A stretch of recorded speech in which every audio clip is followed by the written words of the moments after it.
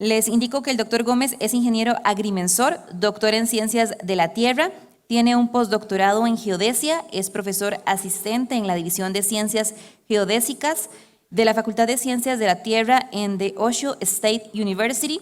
También es presidente del Grupo de Trabajo 2 de CIRGAS en CIRGAS a nivel nacional. También es jefe geodésico del Instituto Geográfico Nacional de Argentina, desarrollo del primer marco de referencia cinemático operativo en las Américas. También es investigador postdoctoral en The Osho State University, hasta asistente, de investigación en la Universidad de Memphis, diseño e implementación de hardware para CORS en entornos hostiles. Esta es parte de la información que les indicaba de don Demian Gómez. Muchas gracias. Buenas tardes a todos. Es un poco distinta esta presentación, la verdad que, digamos, de dar por Zoom así a otros que están en persona, una primera vez para mí. Así que, bueno, encantado de verles las espaldas a todos. Ustedes me ven de frente, yo los veo de atrás. Así que, bueno, no sé si quieren pasamos ya a la presentación o... Bueno, muchas gracias. Correcto, ya se visualiza. Adelante. Bueno, entonces, nuevamente muchas gracias por la asistencia y por la invitación. Vamos a estar hablando sobre acceso a marcos de referencia bajo efectos de grandes terremotos. Y antes que nada vamos a comenzar con una pequeña introducción a marcos de referencia y geodinámica. Como seguramente ya la audiencia debe saber, GNSS o GPS, si hablamos del sistema estadounidense, es un sistema que permite obtener coordenadas con precisión milimétrica. Estas coordenadas se utilizan para diversos fines, tanto sea agrimensura o ingeniería o catastro, etc. Estas coordenadas se expresan en un marco de referencia de alta estabilidad. Desde el punto de vista global, el marco es sensible a velocidades e interacciones entre placas tectónicas y también a otros efectos geodinámicos. Y estos efectos deben, por supuesto, ser tenidos en cuenta.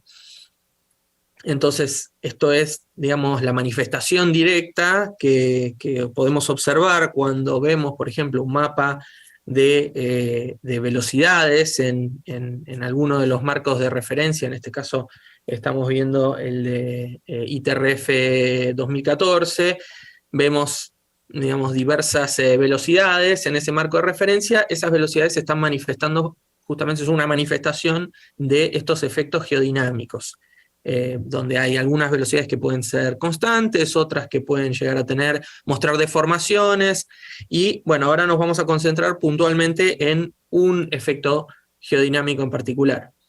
Entonces, ¿de dónde proviene esta velocidad que observamos en las trayectorias de las series de las estaciones GNSS? Entonces, si nosotros ponemos a medir una estación GNSS y vamos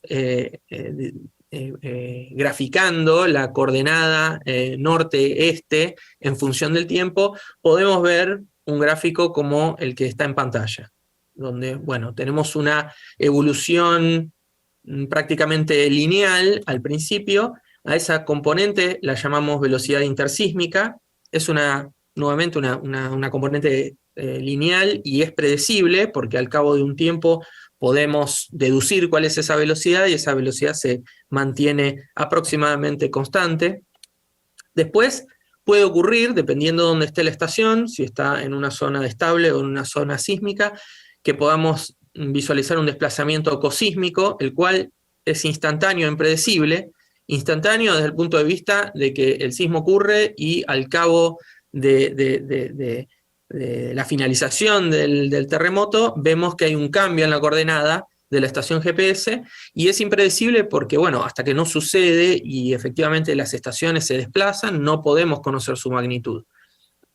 Y luego del sismo, por lo general, esto, de nuevo, por lo general no siempre, pero lo más habitual es que se vea una deformación posísmica que está representada por esta curva aquí a partir de 2010.5 aproximadamente, que es digamos, no es lineal, no es un comportamiento lineal, pero es modelable. O sea, podemos expresar y podemos encontrar una función matemática que se adapte a esta curva que nosotros denominamos deformación posísmica.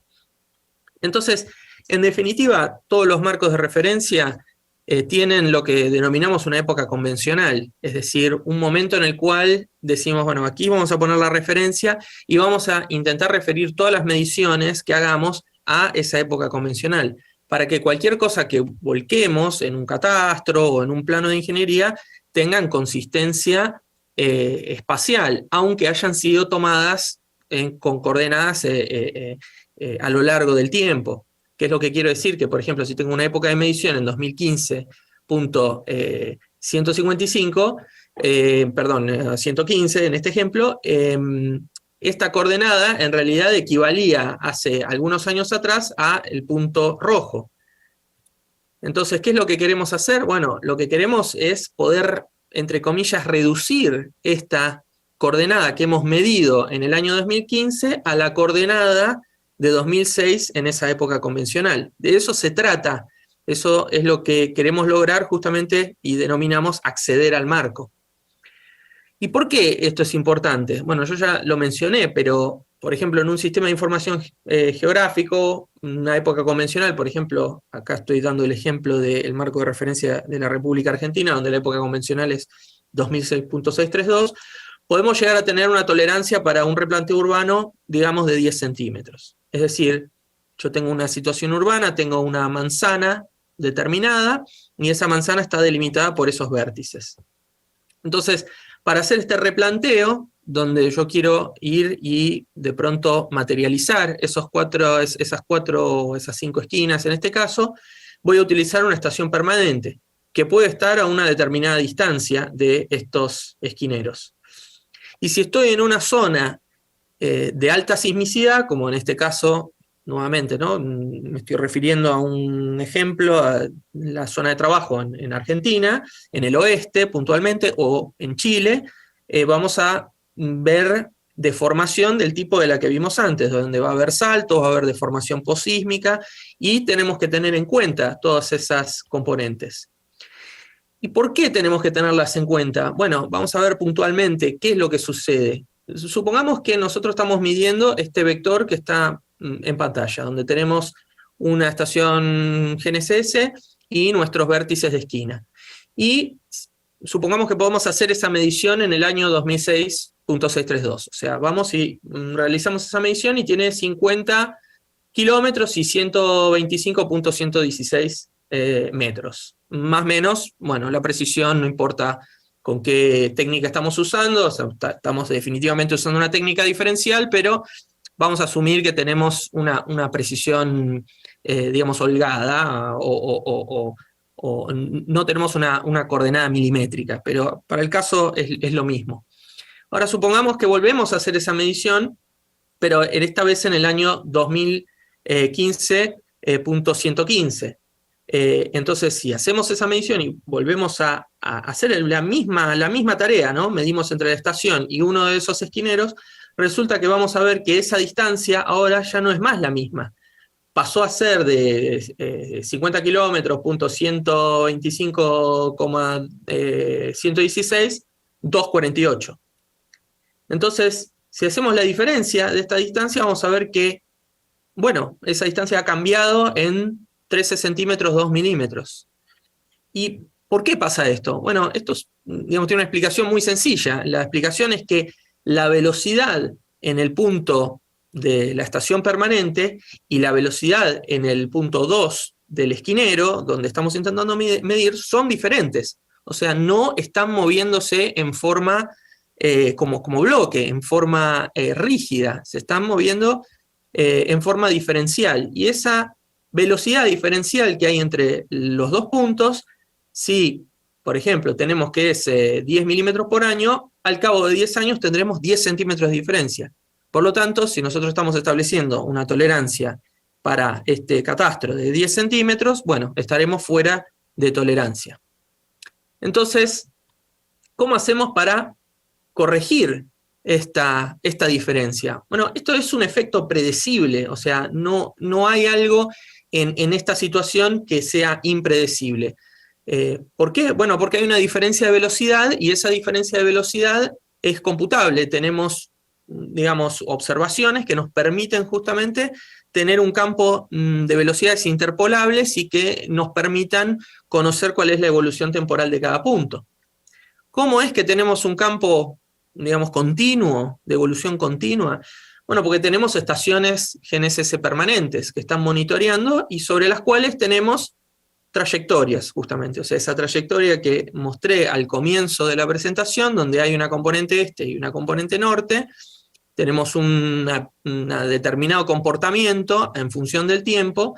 Bueno, aquí está la misma serie de tiempo, pero expresada en tres componentes distintas, en norte, en este y en altura. Y de cada una de estas podemos deducir cuáles son los parámetros del comportamiento de esa estación. Y a su vez tenemos, bueno, otras estaciones. Y entonces en cada uno de estos puntos, ¿no?, donde tenemos triángulos, o tenemos estas estaciones representadas como estos triángulos, podemos saber cuál es el comportamiento en ese lugar. Bueno, ahora, eso nos da, digamos, una forma de obtener B1 en el gráfico anterior donde mostrábamos, ¿no es cierto?, los esquineros.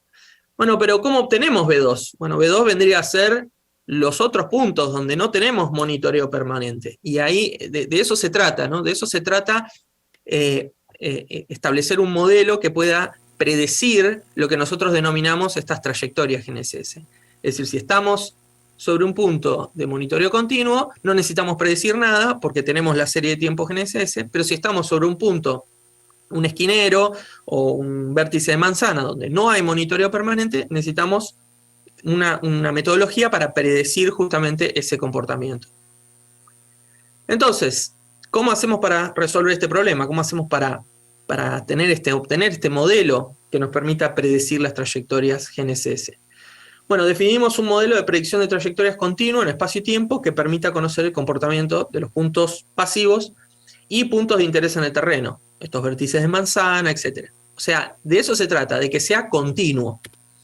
Este modelo permite acceder al marco de referencia geodésico luego de grandes sismos utilizando coordenadas posísmicas. Si lo que yo quiero es, si mido después de un terremoto, poder acceder mediante una interpolación a la coordenada anterior al terremoto, que es la de la época convencional. Entonces, si por ejemplo tenemos este caso, donde acá tenemos una diferencia en velocidad, pero también podemos tener un salto instantáneo debido a un sismo, si accedemos al marco a través de este sismo, yo debería ver esta situación, donde tengo, no sé, mi GIS, que podemos estar representando como los puntos rojos, y luego una medición posterior, que son los puntos verdes, donde hay una diferencia si basamos las mediciones en la coordenada de medición, en las épocas de medición, pero si accedemos al marco podemos hacer que estas dos cosas solapen. Entonces tenemos consistencia interna, consistencia, digamos, topológica.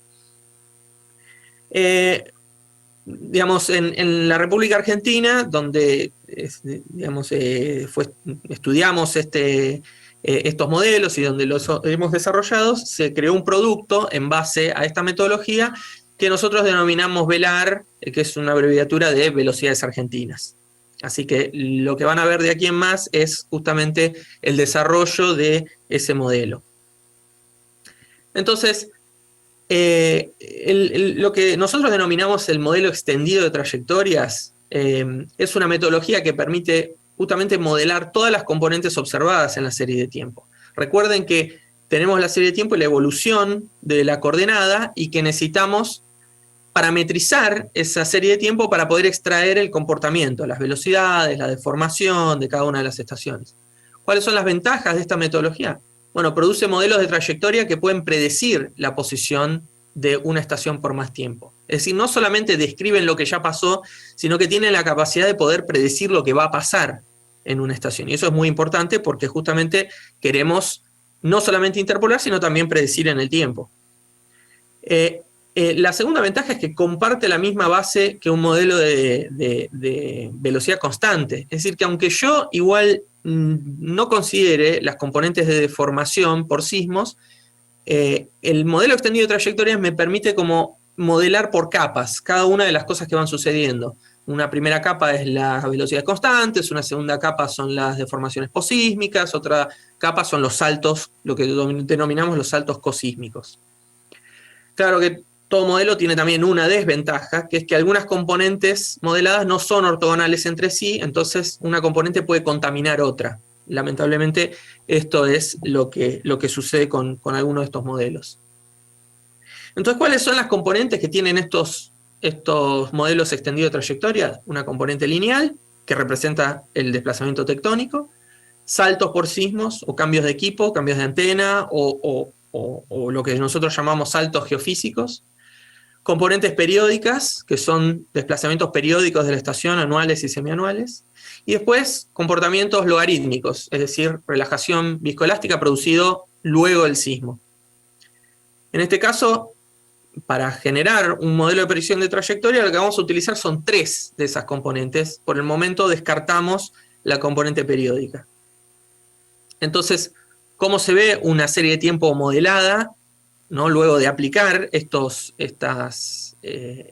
modelo extendido de trayectoria y parametrizar la serie de tiempo? Bueno, aquí lo ven en pantalla, donde tenemos componentes periódicas, bien marcadas en la componente vertical, saltos cosísmicos y componentes lineales.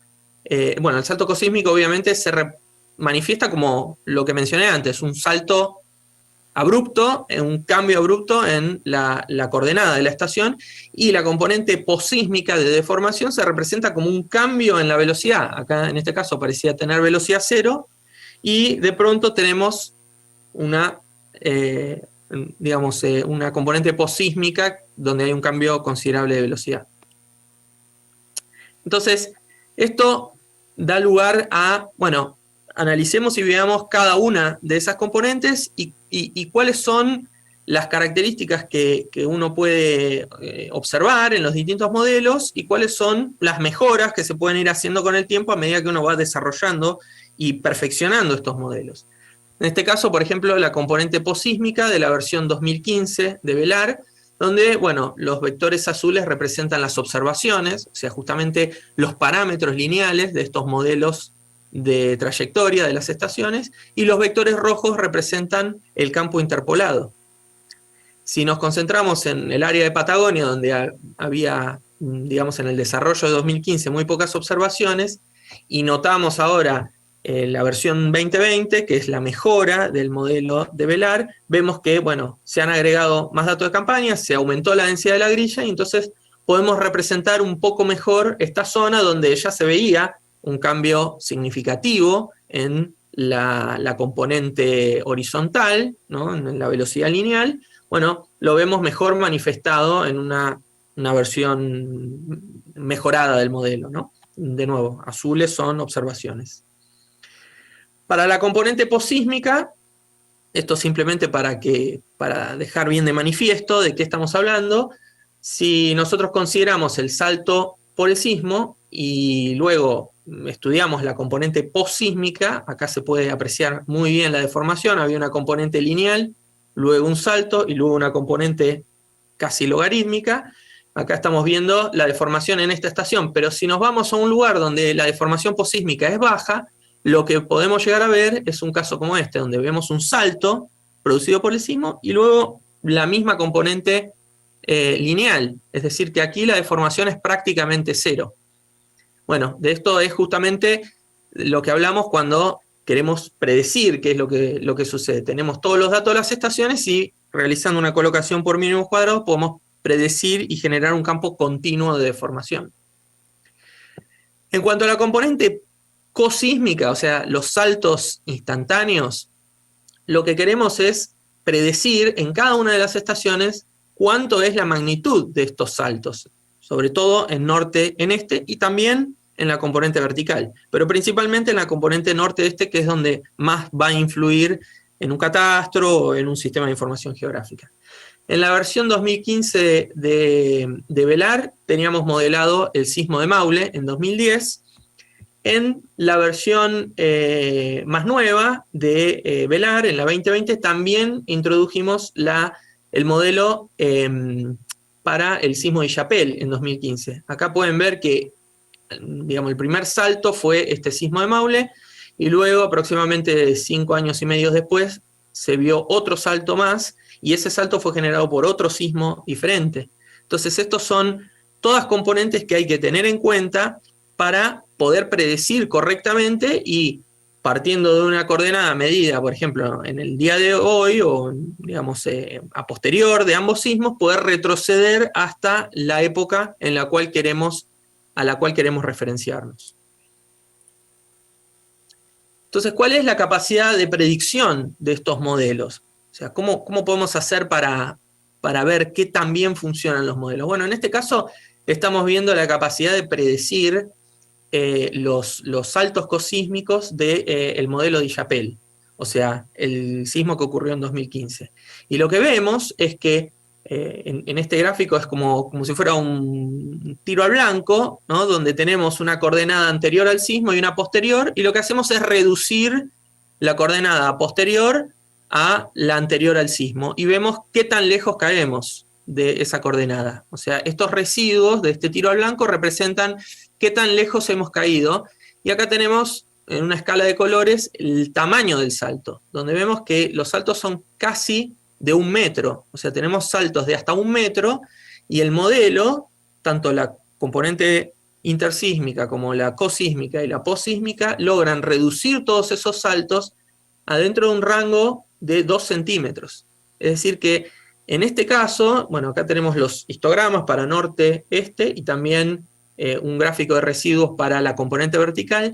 Vemos que en todos los casos podemos reducir estos saltos cosísmicos, y también incluyendo la componente lineal y la componente posísmica, a un residuo inferior a los 2 centímetros. Y yo les diría que prácticamente estamos dentro del centímetro, con apenas algunas estaciones por fuera del centímetro. O sea que, de nuevo, ¿no? De salto de 1 metro, redujimos y pudimos satisfactoriamente llevar la coordenada a un entorno de 1 centímetro.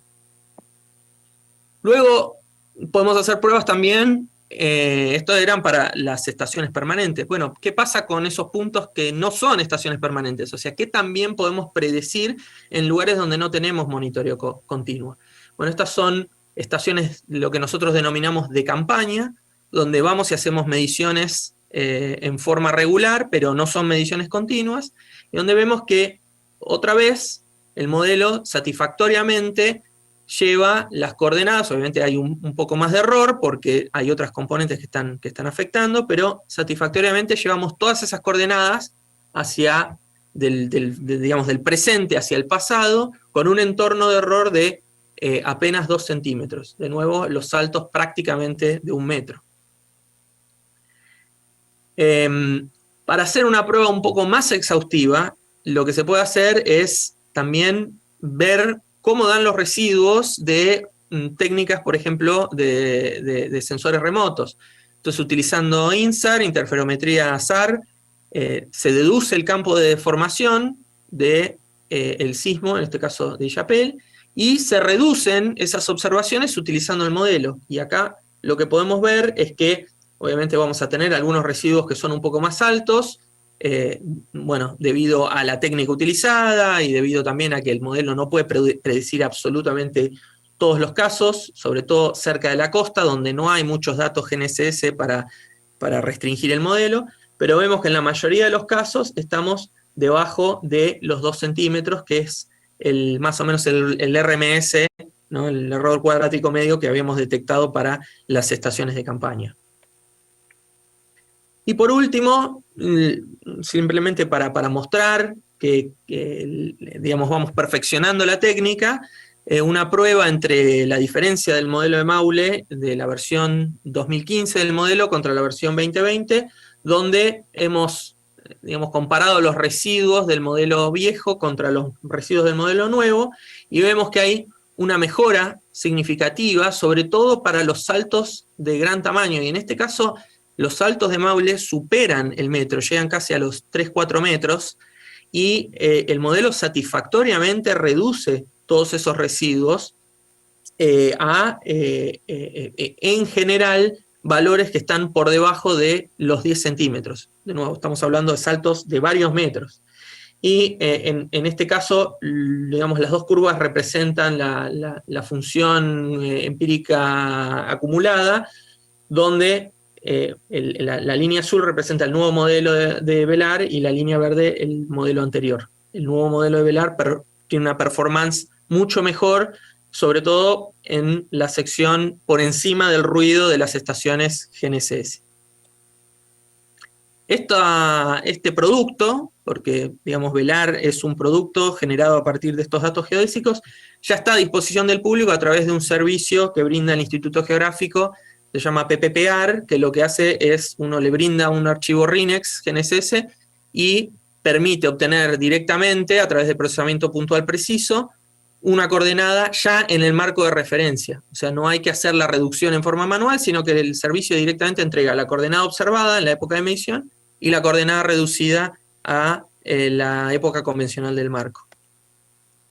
Así que como conclusiones, bueno, los modelos extendidos de trayectoria permiten modelar con más precisión el comportamiento de las series de tiempo GNSS. Es posible extender el uso de estos modelos para producir un modelo de predicción de trayectorias, interpolando y realizando digamos, las técnicas apropiadas de modelado para la parte posísmica. Y en el caso puntual de velar, permite acceder al marco de referencia oficial de Argentina utilizando coordenadas posísmicas con un error inferior a los 3 centímetros en el 91% de los casos, eso teniendo en cuenta el sismo de Maule. Y además, bueno, hemos presentado la nueva versión de velar 2020 que incorpora el sismo de Chapel, que como vimos puede predecir los saltos ecosísmicos en las estaciones de campaña con un error inferior a los 2 centímetros. Bueno, eso fue todo, así que creo que no me pasé el tiempo. Si alguien tiene alguna consulta, muchísimas gracias.